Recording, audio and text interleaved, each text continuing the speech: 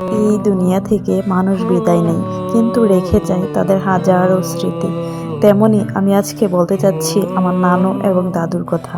আমার নানু এবং দাদু দুনিয়াতে দুইজনের একজনও বেঁচে নেই। তাদের বড় নাতনি ছিলাম আমি। তাদেরকে ভীষণ মিস করি আমি। হঠাৎ হঠাৎ নানু এবং দাদুর কথা ভীষণ মনে পড়ে। তখন আপনা আপনি চোখ দিয়ে পানি পড়ে। দাদুর একটা জিনিস মনে পড়লে আমার ভীষণ খারাপ লাগে। আমার দাদু ছিল হার্টের রোগী।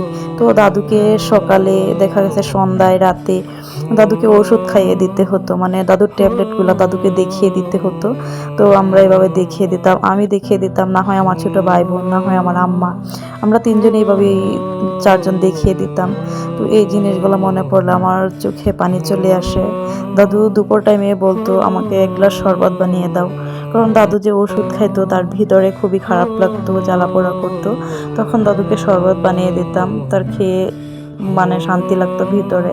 মানে দাদুর আদরগুলো অত ভোলার মতো না, ভীষণ আদর করতো আমাদেরকে। আর নানুর কথা কি বলবো, প্রতিবার আমাদের পরীক্ষার পর নানু আমাদের বাড়িতে বেড়াতে আসতো।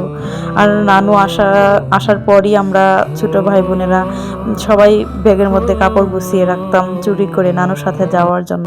কিন্তু আমরা তো ছোট ছিলাম, আম্মা আমাদেরকে যাইতে দিত না।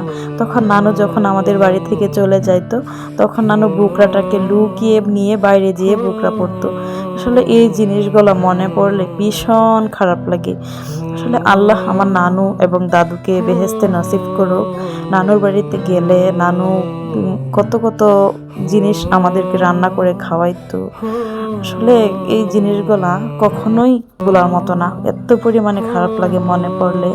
আমার দাদু যে জায়গায় বেড়াতে যাইতো না কেন, দাদুর সাথে আমরা বেড়াতে যাইতাম। আর যদি না নিয়ে যাইতো তাহলে কান্না করতাম। এই জিনিসগুলো খুবই খারাপ লাগে।